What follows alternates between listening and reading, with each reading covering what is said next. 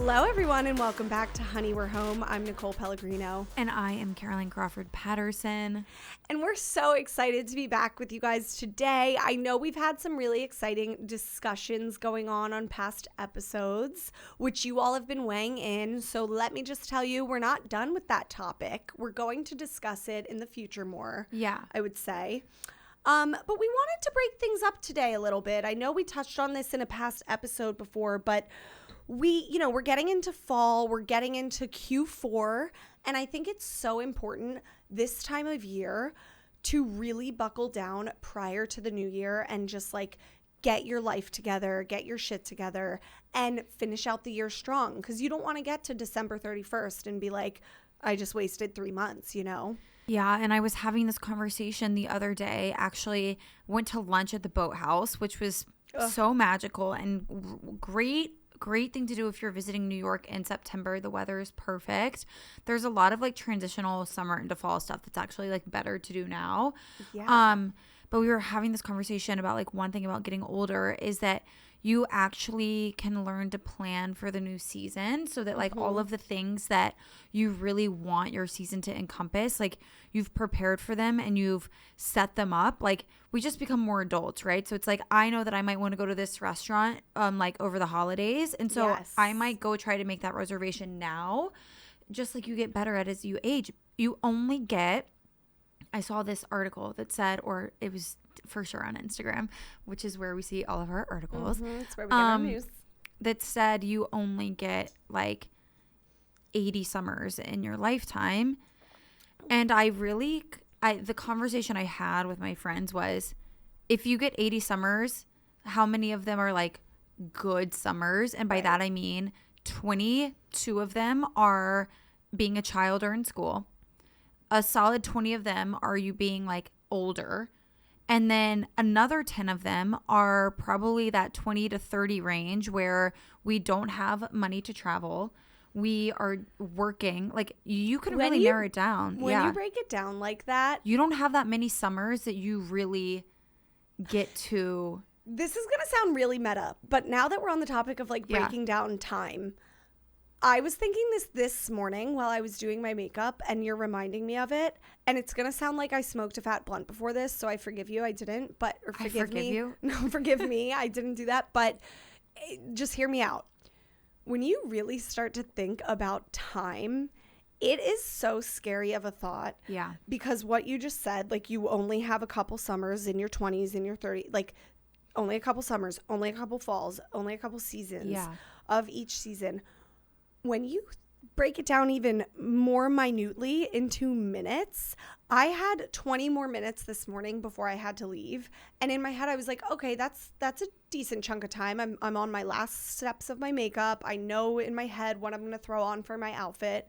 But I was like, hold on. When you really zoom in and you count 60 seconds in a minute, that goes by so fast. Yeah. Again, it sounds like I'm like high. But you're basically saying time flies. Time flies. Time flies from the minute to the hour to the day to then the month to then the quarter to then the year. Yeah. And so all that to say, I agree with what you're saying. I think for type B, sometimes people like me, it stresses us out to have to like plan the future and get out that calendar and plan months in advance.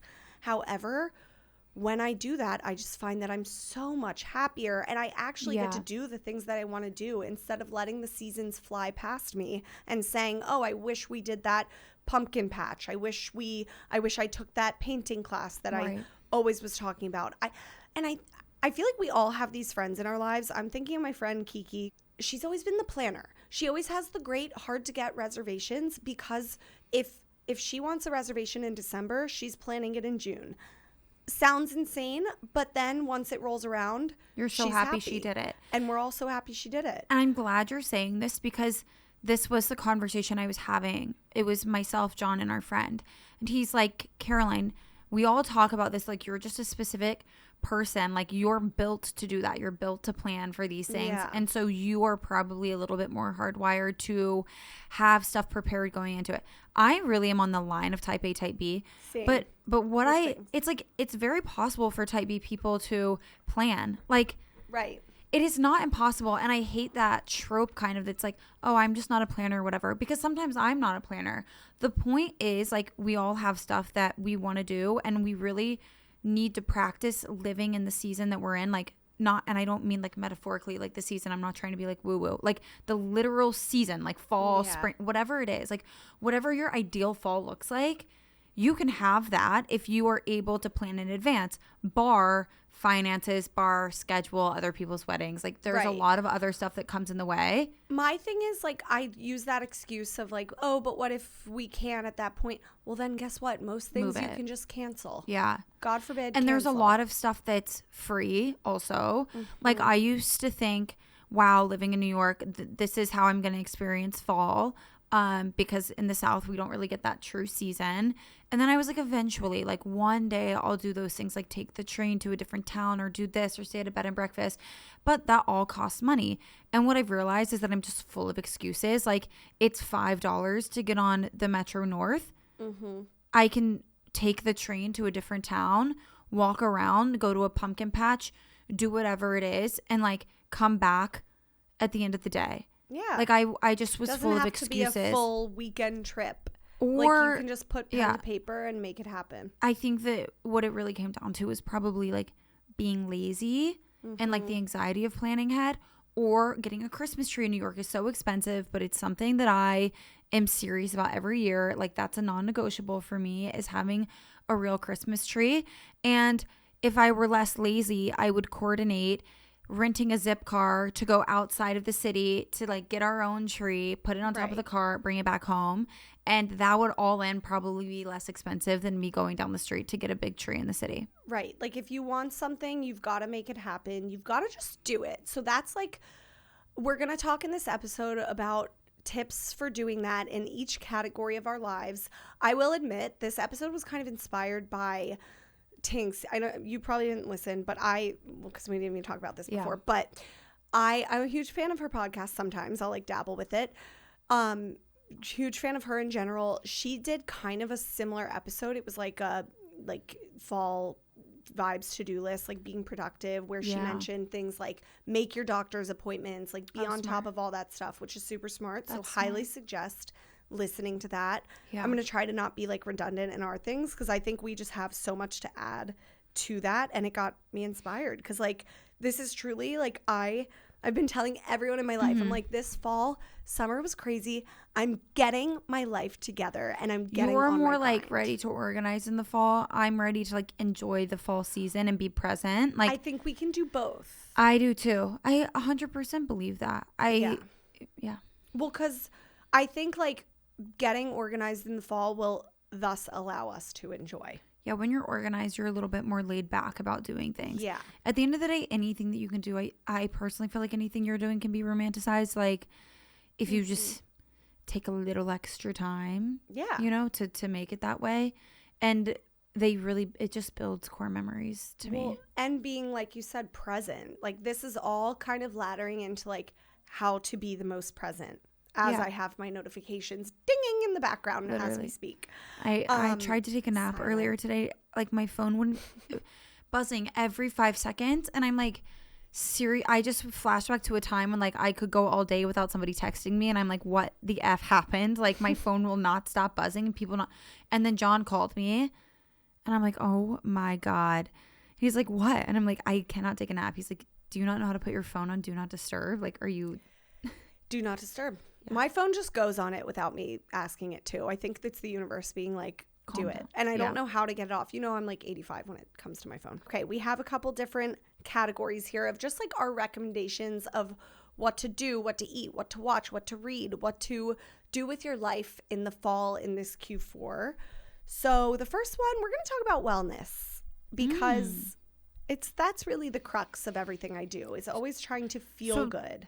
Yeah, I think that's important. The first thing you put for wellness is lessons.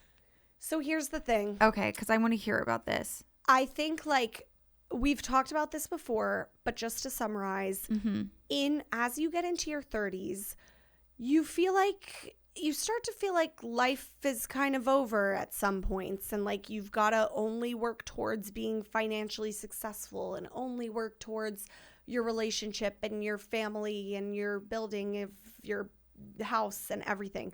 I think it's so important to still have your own hobbies and interests, because that is the stuff that will keep you sane when you're doing your day-to-day of life. So I've been like, I want to get us back into dance lessons. Yeah, that was fun. And I get it. Like you moms out there that are full-time working moms are probably like, Nicole, when the fuck do I have time to take a dance lesson?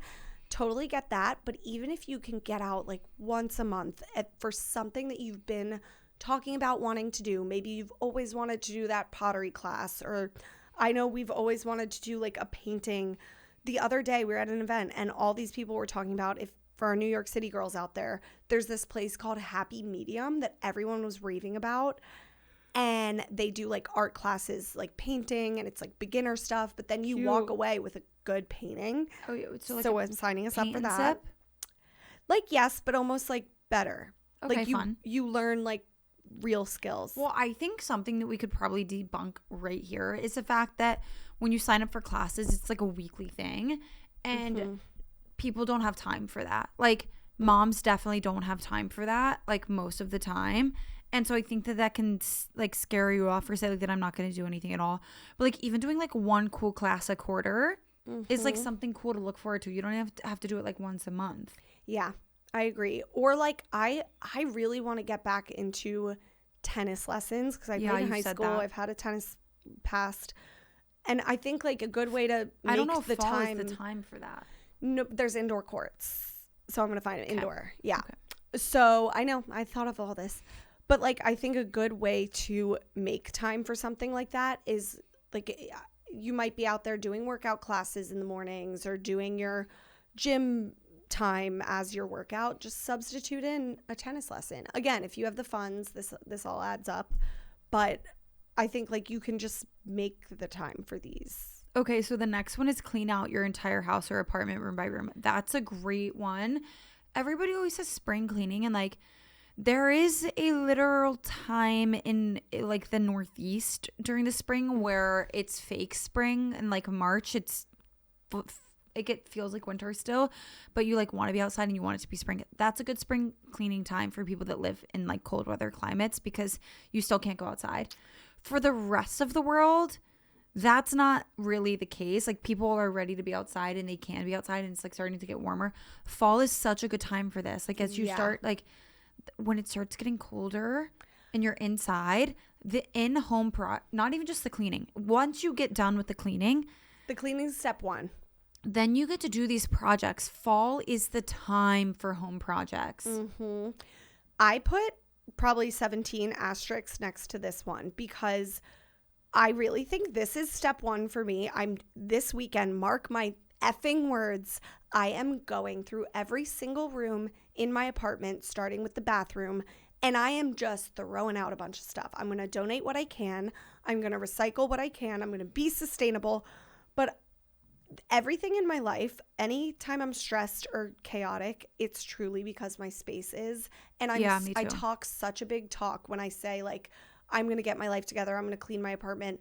But then I don't end up doing it. I don't know why. It's been a big block for me. And I really think, like, the crux of all my problems ladders down to, like, my environment.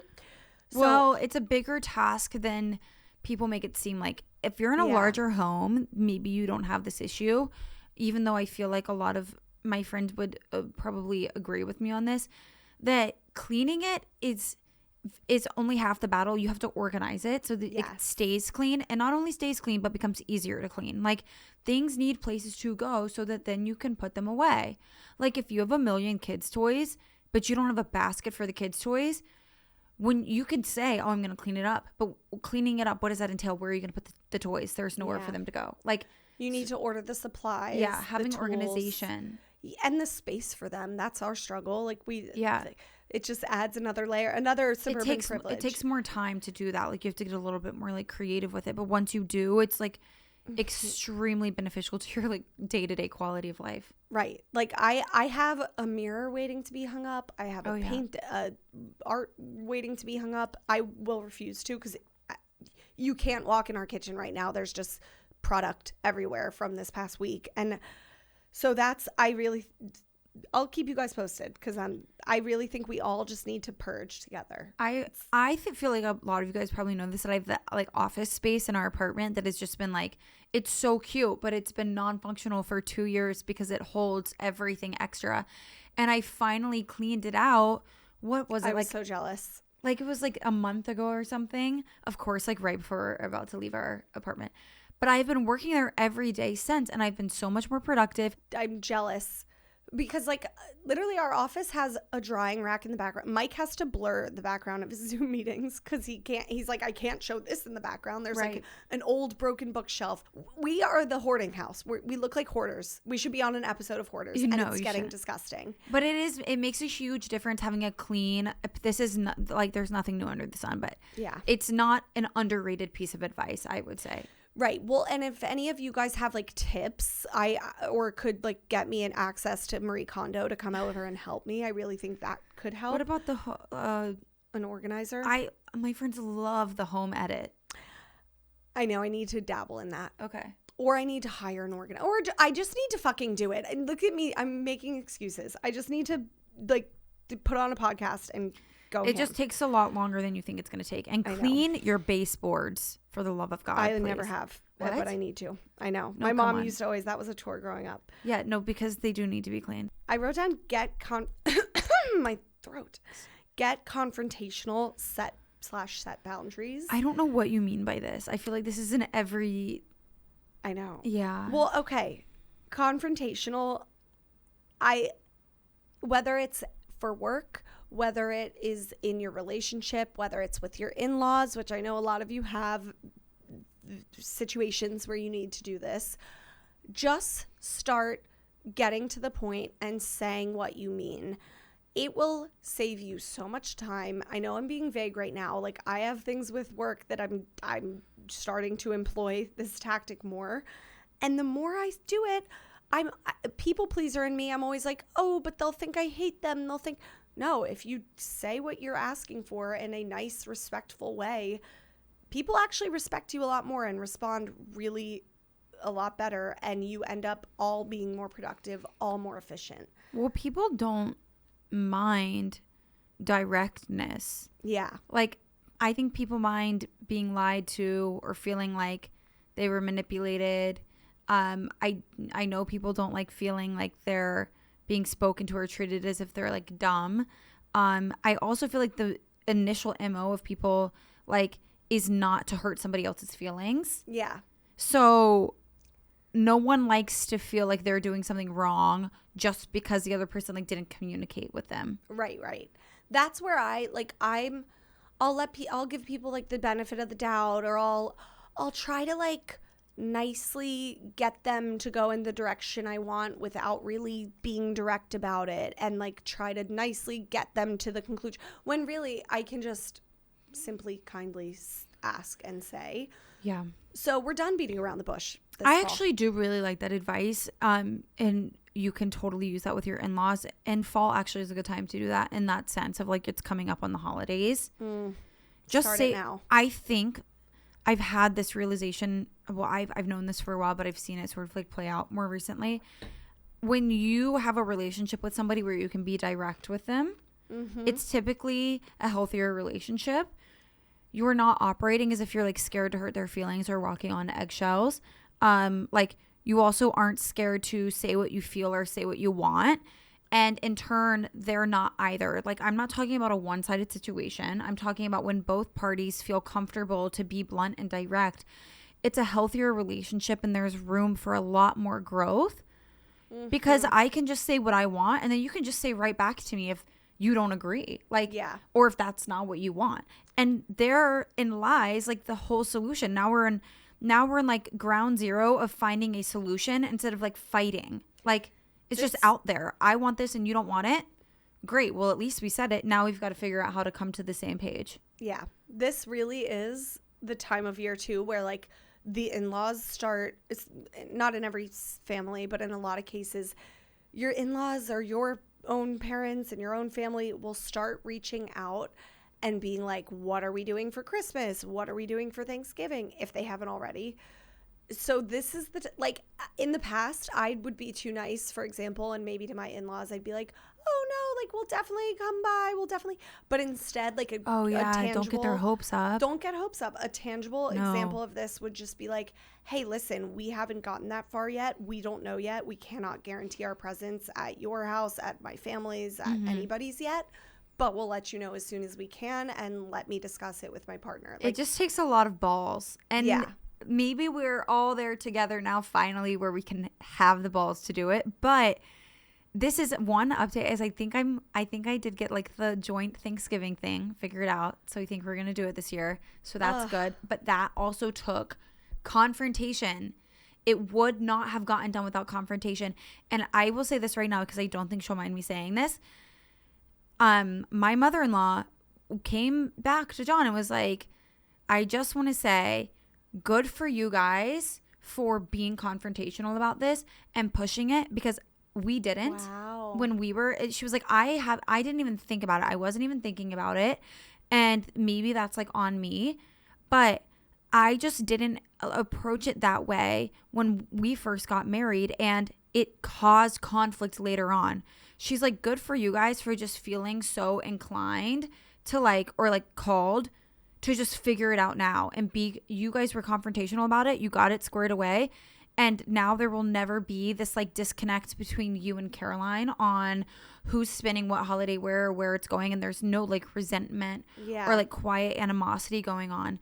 And that was a result of us being confrontational about it, which was uncomfortable for us. And like, there was nothing mean about it, like whatsoever. Yeah. Just sort of like your parents are your parents. So the idea of kind of like telling them the way that you want it to be is frightening like a little bit. Like I'm like, I'm scared of my mom and John's mom. Like we're both scared of her mom. So I don't know. When you're like this holiday, like you know, the parents are getting older. You want them to be happy. Yeah. And just for the listeners who don't know the history, when you say joint Thanksgiving, you mean your family and John's family doing Thanksgiving together. Yeah, I think we'll all probably do in Atlanta. But, you know, it's not everybody this year, sadly. But it'll be, you know, like my parents and then one of my sisters. And then that's so nice. It'll be a nice way to start it. And then hopefully it'll turn into like maybe we'll find like a beach house somewhere next year and do it there. And maybe one year they'll come up to New York. But we had to pull the plug on starting somewhere. And we realized that no one else was going to do it besides us.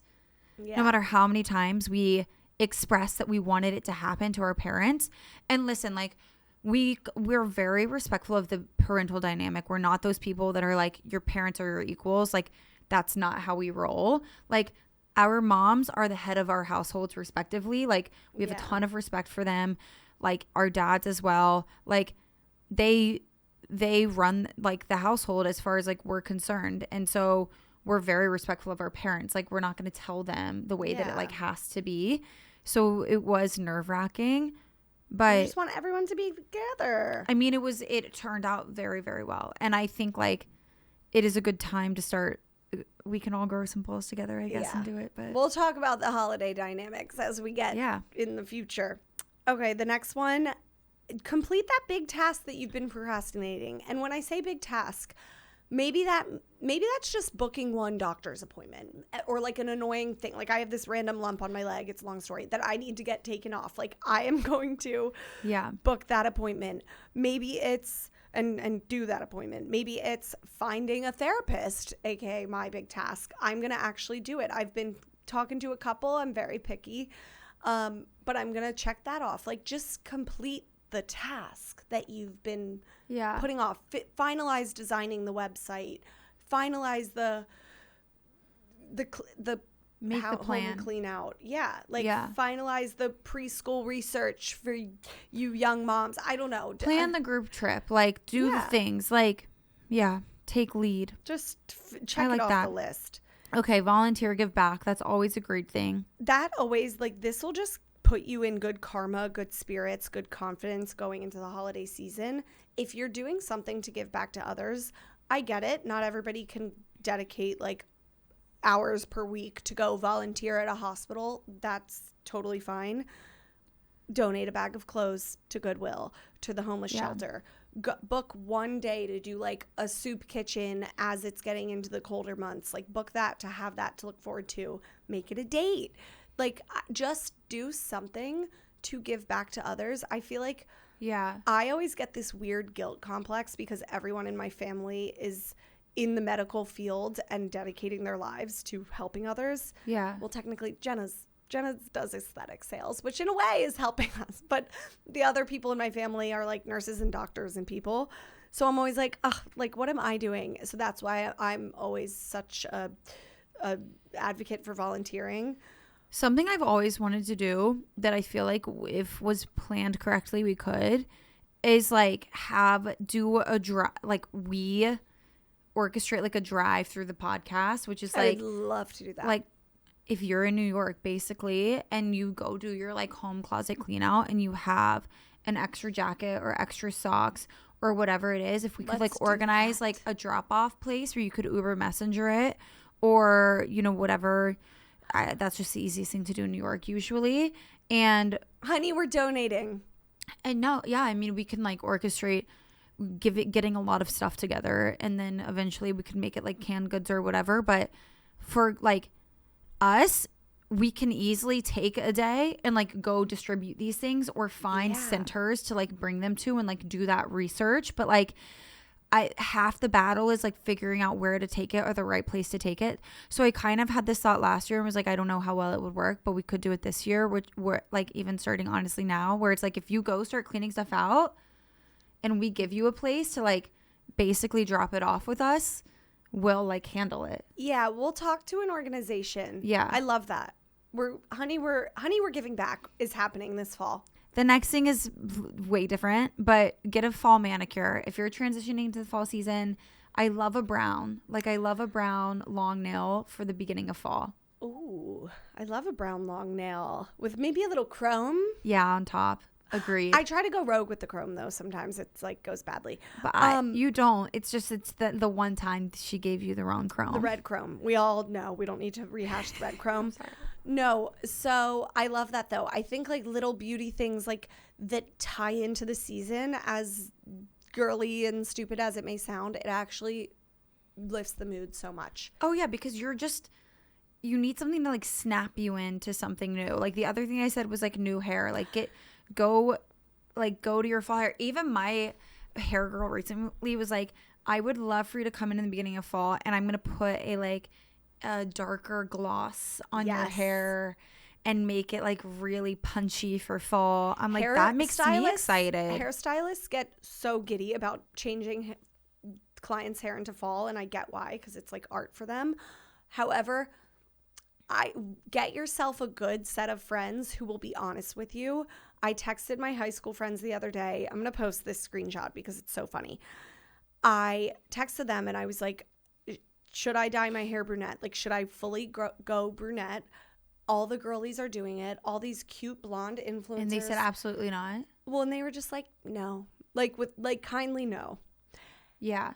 Because it's just a whole process. They were like, you look better blonde. Don't change it. If it ain't broke, don't fix it. But I have noticed all these blondes are going hardcore brunette. I mean, I cannot, like, I just sit back and observe those things because I can't really change my hair like that. But no, I would never touch your hair color. I just like don't. I mean, I have personally wanted blonde hair. I've wanted brown hair, so I get it. Like, yeah. If I could do that, I guess I could do that. But if I would change it all the time too. No, but that is a good tip. Like, if you're dabbling with changing it, go get a low light, get a gloss, get a little dip your toes in. I think a very approachable thing is just getting a gloss for fall. Yeah. And it makes you feel like you have shinier, healthier, a little bit deeper hair. And it's not going to break your bank. You can do a gloss at home. Mm-hmm. Like, pop off. Or, like, use this time to treat yourself to that. I'm not going to tell you all to go get keratin because I'm careful about that because there's, like, formaldehyde in it. And I don't want to do that to my own hair. But I got, during the summer, don't quote me on this, I think it was called the Purolux treatment. I went to my hair salon and said whatever keratin treatment that doesn't have formaldehyde And they basically were like, we'll give you this one. It's not as strong as the ones with formaldehyde in it. Hope that's okay. And I was like, yeah, that's fine. But it changed the texture of my hair for the better. Like, it just made it shinier, more manageable, less frizzy, all the things. So I'm a big fan of that. Wait, that's exciting. Yeah. Okay. Products to feel your best quickly. The New Face, you like that? Yeah. Snatches you. That's a good one. I charged mine finally, so I'm back to using it. So, like, it's over for you, hoes. That's a good glow up tool. Yeah. The red light mask, we like those. I really need one for my redness. I've just only heard consistently that it helps get rid of your redness, and that's like my number one issue. The red light mask is an enigma to me because I have like 7 of them. I haven't used mine consistently enough to really see results, but I've used it here and there. Again, when I get my life together in the fall, I'm going to actually use it like every day or at least 4 times a week like you're supposed to. But with the red light mask, I really think it's one of those things that like it must work really well, because why would so many people, influencers, experts, doctors, everybody be truly raving about it if red light didn't work? You know what I mean? Yeah, I mean, for me, one of the main reasons that I will wear makeup is because of my hyperpigmentation. And if I like didn't have redness on my skin, I just probably wouldn't ever really want to wear makeup, because I like feel like my skin's pretty healthy. I like my freckles, whatever. Mm-hmm. And so I would benefit from it. Someone we love, a Hannah Stella, I think she uses her red light mask literally every night, and I can tell a difference in her skin. She's like posted before and after photos like a million times, like 10 minutes at night or something. Yeah, like the proof is in the pudding for the red light. Yeah, it's definitely true, but it's pricey, so I don't know. Take it with a grain. And we're not trying to overwhelm you guys with all these things. Like, you don't have to go out and buy all these things at once. Like, if you take one thing away from this episode, if it's just like clean your bathroom, then that's the goal. Clean your bathroom. Okay, get back on your supplement regimen. Also, let me add to that, your routine in general. My routine and supplement regimen is whack right now. Yeah. Mine's really terrible. Once I get back on my supplements, it's over for everybody. I ordered $100 worth of sea moss and coconut colt, like an impulsive consumerism hoe, the other day, because this one influencer, Tatiana Tatlafana or whatever. I don't know. She sounds pretty though. She's gorgeous. Perfect skin. And I was like, I'm just going to give it a try. So I'll keep you guys posted. That's nice. That's honestly, we just all need to write in our journals, like for next week, things that I'm going to do to get back on track, or like things that I'm going to do. And if that's get the new manicure, take your supplements to get back on your routine. For me, it's going to be like freaking go back to Pilates. I don't think I've been in like 2.5 weeks. It's time. Like stuff like that. And I'm just going to clean my house. I'm going to feel like refreshed at the end. And then another one is the self-tan. We're getting into self-tan season. I recommend, like, at this time you're starting to lose your tan, just get a little lotion to keep that tan going. I like the Tan Luxe gradual one. Have that on I'm terrible at self-tanning. My favorite self-tan I've ever used was Bali Body. And, like, I don't see anybody talk about it, but I still love it the most. There's a lot of good ones out there. We can do a whole I've, like, tried them all at this point. And I don't know. That one just did it for me. I like the Amazon ones. They're easily accessible. Like Coco and Eve smells nice, looks good. Right. Pop off. Oh, my Gen Z friend who I was with before this, she was giving us some Gen Z perspective things. She was like, make sure you invest in a good blush during this time because you don't have that sun-kissed look on your face. I think at this point, we all have a million blushes. You guys can tell me if I'm wrong. How many blushes do you have? A trillion. Yeah, I have a million. Yeah. I feel like we all have a lot of blush. We're too old to have one blush. Like, right. We've just like accumulated various blushes. I will say I used to always be a cream blush girly, and I am. I still do cream as the base, but like powder blush is making an entrance back into my life. I do cream and then powder on top. And the Fenty ones with the little sparkle in them, I've been getting compliments on my cheeks when I wear it. That's really cute. I have a Laura Mercier one that I really, really love. There are a million good blushes out there. I'm sure we all use your blush though. Blush. If that's really the tip that we can give is like use the blush and put it on your nose. Like, do not be scared of blush. I don't know why people are scared of blush. No. It's super confusing to me. You can put a dabble or douse on your face. Like, just use blush. You know why we're afraid of blush sometimes? It's women out there with a sister. Because if you put a smidge of too much blush on, you have your sister being too honest, going, you put a lot of blush on today. Like, that is ingrained in my mind. Okay, but there is, like, such thing as too much blush. Yeah, and your sister will tell you. Oh, I've gone overboard. Why would you not tell somebody? If they're still in the house... The blush, I don't think there can be really too much blush. There can be. I've seen it on myself. There can be too much blush. Have I ever had it and you haven't told me? No. Do I have it right now? No, you have the perfect amount of blush on right now. Okay. See? Okay, the next thing is I love the Kiehl's Barrier Cream. I always talk about this. I talked about it last year. Still stand by it because your skin is about to get really dry.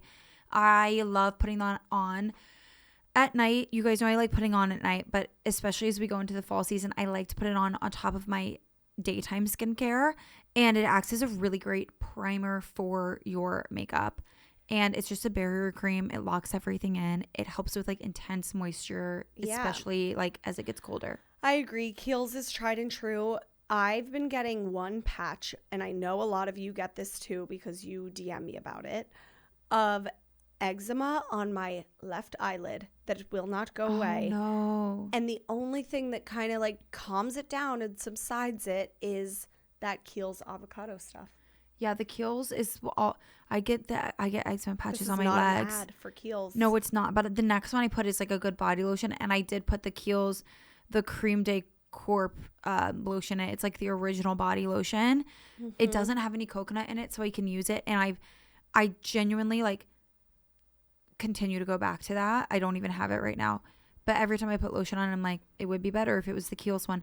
That lotion is so creamy, and it makes my skin look tanner. Shows to watch in the fall, movies to watch in the fall, just all things to watch, whether it's a documentary show or whatever. Okay, so you tell me your current shows. So you said The Perfect Couple. Currently, The Perfect Couple, I would argue it's not good, but like it's a fun, quick watch. It's easy. Just like do it, but it's really not that good. I have so many things to say about that show with more time.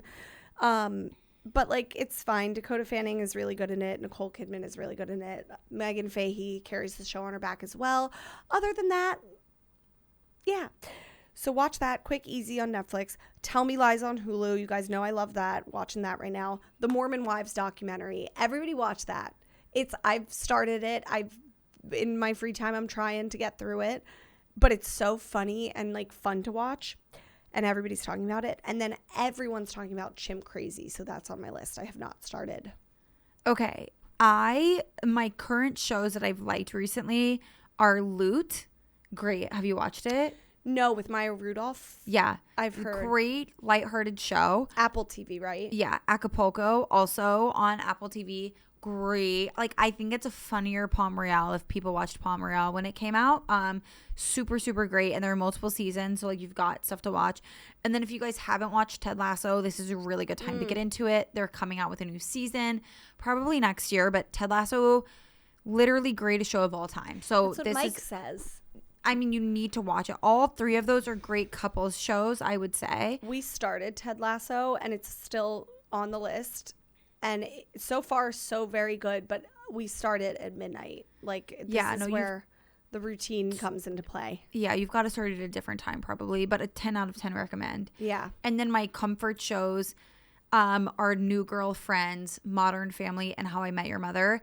And How I Met Your Mother is making a rise among the Gen Z population. So if you guys are of our age group and you were there when How I Met Your Mother was on live television, like I watched it live, and you guys haven't watched it yet, you probably should get on it. Modern Family might be the best show of all time, and also feels like a good fall show to watch. Yeah, I mean there are other like the Gilmore Girls, Gossip Girl of it all, like is classic. But so comfort shows specifically for fall, I jotted down a list: Gilmore Girls, Gossip Girl, This Is Us. I want to get back into it because that was a moment. I just remember bawling my eyes out every single episode, which sounds terrifying, but I don't know. I think I just want to cry a little bit in the fall.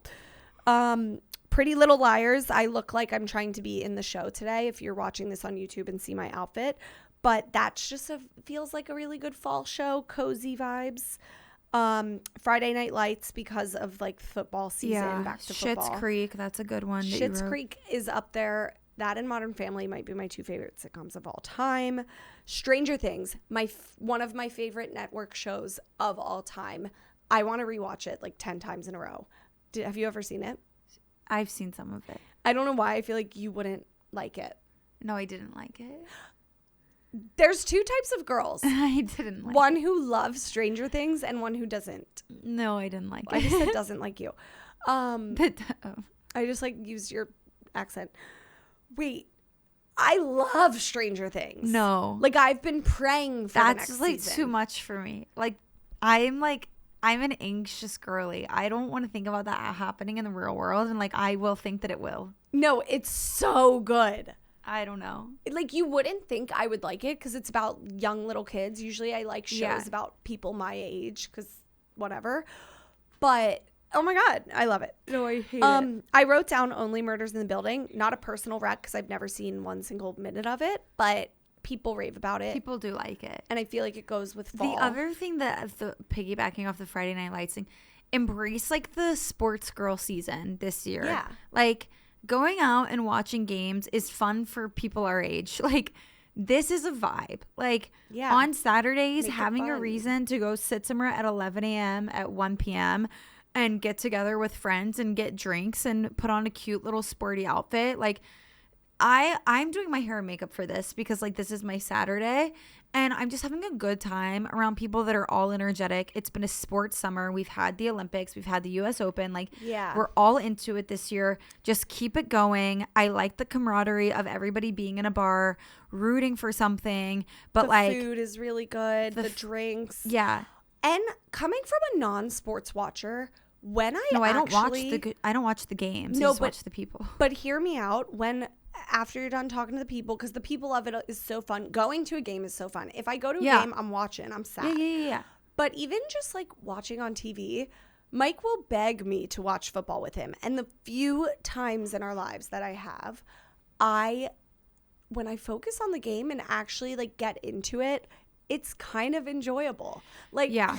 No, I think it's enjoyable too. I think the problem that we have as girls sometimes, like I know some people like this, myself included, is that John wants to watch at home because he can hear the TV. Yeah.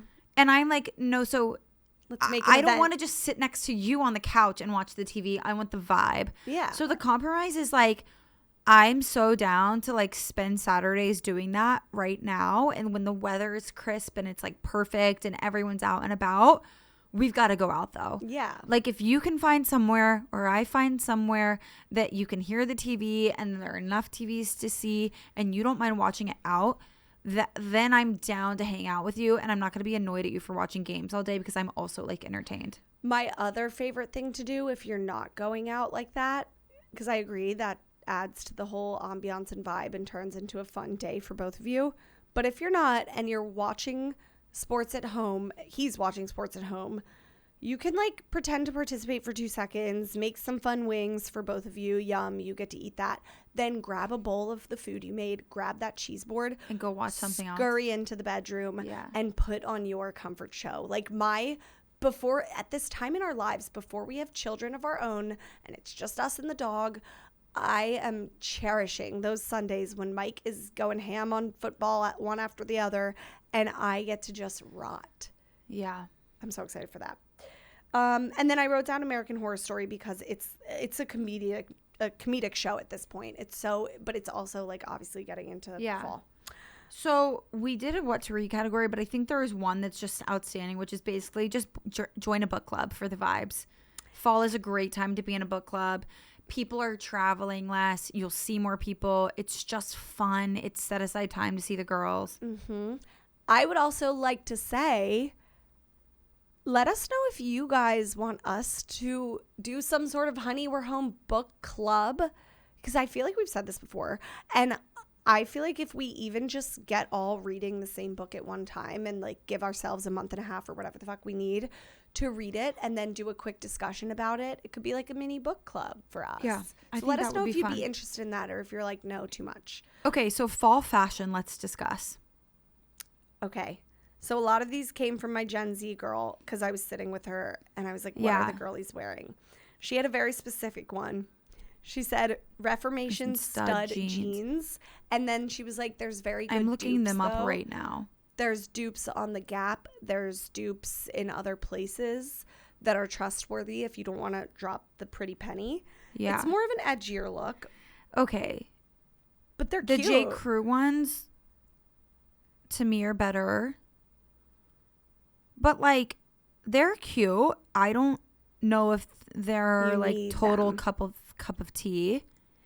I like them, but I'm not going to like rush out to buy them right away. But they're fine. But they do feel like it doesn't feel too much of a trend. I think right now on TikTok, we're seeing a lot of just random trends or something pissing me off is that. Yeah, like why do you want the same jeans everybody else has? Sorry. Not these ones.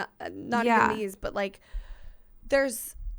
I'm seeing a lot of girls on TikTok going like, okay, fall trends for 2024, suede. And I'm like, okay, suede is always a thing. Since when was suede not a thing for fall? Okay, so the mid-rise studded baggy jeans from Gap are $80 and they're cute. See, like that's worth it. They are cute. You guys could look those up, I guess. I just looked them up as we were sitting here. I put a brown suede bag. I've seen that all over. There was this brown suede bag that Gap had that was $40 like 2 months ago, and I didn't get it. And then I eventually was like, what is wrong with me? And I went to look for it, and it's been sold out for months, of course. But it was so cute. I do love a brown suede bag. The thing is it's suede is always in. Yeah. But designers aren't always making great new suede pieces. This is a year where like the brown suede bag, because brands are making really great brown suede bags this fall. If you ever wanted to invest in a lifelong brown suede bag, I do think this would be the year. Like I do. Like I think that there are a ton of really, really good options. High price, mid price, and low price. This would be the year that I would want to invest in a good brown suede bag for like the next 20 years. And jacket. Like, well, and the thing with people being like, it's a trend, like A, it's always been around, but B, the good thing about brown suede or any color suede really, it's never going to go out of style. Right, because it's a staple. Yeah. But I will say, like, not all years are made alike for design. So, you know, just because it's always in doesn't mean there will always be good options. This year there just happens to be like a bunch of good brown suede options. Yeah. Like a perfect example of what to buy this year. Like there's this really cute Mango is the brand. They always make good. Everybody's like fall jackets. Because you have to be on it though. There's a cow print jacket from Mango, which looks so cute on people. It looks so adorable, but it's like $600. What do? You get a cow print jacket, wear it a couple times, and then you're like, it's probably the dupe of something. Like last year they did the Totem dupe jacket and it was a couple $100, but the Totem one is a couple $1,000. So yeah, no, that's if you're like very rich, then you buy this without batting an eye. But no, like, that is true. Instead of the cow print jacket, I'd rather buy a brown suede jacket for the same price that I'm gonna wear for for seasons to come. I also think a jean trench is really cool. Ooh, yes. People should definitely go wide calf boots, utility boots, barrel jeans. I think anytime there's a new jean style, I love getting new jean styles. Build your jean wardrobe. Any like different jeans look good with different tops. You should have a variety of jeans. That's the beauty of getting older is you get to like build your jean closet. I kind of want to invest in what do we think about the sweatpant jean? That's where I'm like, maybe, but rag and bone. Yeah, like when you go like crazy with him, like, is that just like the studs on the jeans? You're probably gonna wish in 5 years that you had those jeans without the studs on them, like the exact cut but no studs. Yeah. So I get a little nerve about like the sweatpant vibe because they ain't cheap. No, they're not. But I have heard from owners of them that they are so worth it. Then yeah. But there's two types apparently. There's ones that have the printed on buttons, which we don't want. And then there's ones that have like popping out buttons that look a little more jean but still feel like sweatpants that you do want, apparently. Okay. Cool. So yeah. That's, yeah. Okay, let's finish this off strong with a quick game of Love or War, brought to us by you guys. Thank you very much. These were great submissions. Mm-hmm. Are you ready? Yeah, we'll do a couple. We're good. Okay. Love or War, not knowing your partner's coffee order. I would say at the end of the day, war, but in his defense, it changes, and it's also quite the complicated order. Yeah. I think it's a bonus if they know. Right. Like, it's really sweet if they know, but it's not war if they don't, just because, like, it does change. Put in effort to know. Yeah. Like, you should know a coffee order that your partner likes. And if it's not the one they're currently obsessed with, like, it's okay. But it should be one that's relatively recent. Yeah. Like, well, Mike will literally, like, not put in any. He'll just be like, you order it for both of us because your order's insane. Because my order is like John just almond gets milk whatever I order. Yeah. So if you're not gonna know my order, just get whatever I order. Yeah. I love when guys do that. It's like, just make 2 of those. Yeah, it's kind of hot. I agree, because it's just like, yeah, I'm in charge. Mm-hmm. When he leaves his pants on the floor, like he jumped out of them, that's war. John does this daily. War. John left a pair of pants. He jumped out of them. He will fold them up and put them back on the ground in the same spot. And he left a pair there recently for 4 days in the same spot, caddy corner to the coffee table. Like, no. At one point I was like, are you just ever gonna move them? Mike has a hiding place where he does behind the dresser. Like, it's almost like he hides a pile of clothes from me. Like, as if, like, I can't see him there. And I do this passive-aggressive thing where I'll, like, take them out of the hiding place and put them just, like, right in front of the dresser so he can see that I moved them and saw them. But I'm not putting them away because that's too much work. So, yeah, we play that little game. It's fun. He wants to stay in while you want to go out for date night. I mean, it's fall. I'll stay in with you. I think that's fine. It's bound to happen. Yeah. You don't want someone that's like a homebody that like never goes out, but no, we need the balance. But we all have different days. So like sometimes we just want different things. Yeah. If you're going to force me to stay in though, make it worth my while. Right. Make it fun. Like, get me some good food. Prop me up on a comfy pillow. I'm acting like I'm a baby doll. I'm like, and tuck me in. Put on a movie, you know, like don't just be like, no, we're staying in. No, and you then have to make it special. Watch football on your phone. If we're staying in, you're cooking. Yeah, cook me a meal, light some candles. What I really think would be war is if he was like, I don't want to go out to dinner. I want to stay in, and you're cooking. Like, you wanted to go out probably partially because you didn't want to cook. Then that's an assignment. No, I think that's so effed up. And I feel like a lot of people do that, where it's like implied staying in is like they're not going to have to make their meal either way. So they're just saying, I'd rather stay in without any regard for the fact that, like, hello, you probably don't want to cook. So, like, if you're staying in, there needs to be a takeout or yeah. He monitors your spending. Yeah, I don't know what I want to say war, but then I'm like, well, what if you're like spending like crazy and you have no money? This one came from a listener that I think we need to unpack in future episodes because this is a dynamic that couples deal with. I would personally never, because if Mike tried to tell me what to not spend, I mean, like, it's my money. I'll spend it how I want, you know? I don't have that relationship that John monitors my spending. Yeah. But I'm thinking like, there are a lot of men out there that kind of hide their spending. Yeah. So like, what if that was the case? Like, well, sometimes, I mean, oftentimes the woman spends more, but sometimes the man is a spender on like random stuff, gambling. Yeah. All the rest. I think the key answer to this, not to make it deep, is like, please be transparent about your spending with your partner to avoid stuff like that, because I've personally would not do well in a controlling environment like that. Like, I would get very defensive and very, very upset. Yeah. But I also don't ever not tell John what I'm spending money. Like, I don't ever like go out of my way to hide what I'm spending money on to John, and neither does he. Right. So there's And really no reason to get upset. I'm not buying big enough things where Mike would ever even like ask me to justify any of my spending. And if I was, this is why I'm just a big advocate for women having their own money to spend at all times. So no man can ever be like, why did you buy that bag? But this is a deeper conversation that we don't have time for right now. But I agree. Just like communicate transparency. If you have to, I guess, justify why you're spending on something. But as long as you're not like going out and spending on yachts and using savings for the future to buy like dumb, meaningless shit, then he shouldn't be trying to control. There should be understandings. Like, like John knows what I like keep separately in like my account to like spend and do whatever. Like, there's no monitoring situation going on.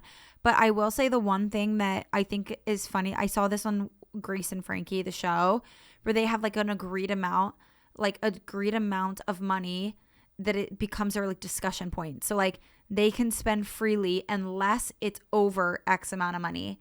And that's their like talking point of money. If they wanted something that was like over in the show, I mean, like they're like retired and well off.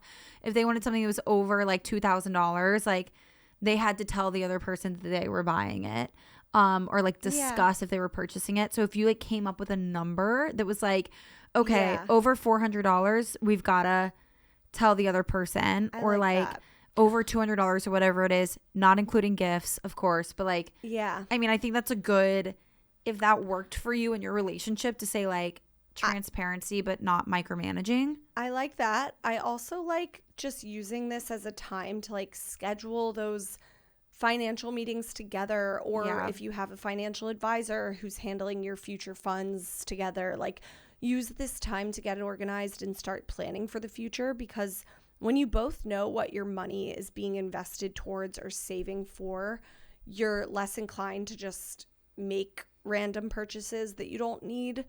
If you want to make a random purchase, though, go off, please. But use this time to like understand what your money's doing and how you're saving it together, so that you're both on the same page if you have extra funds to be spending or not, you know?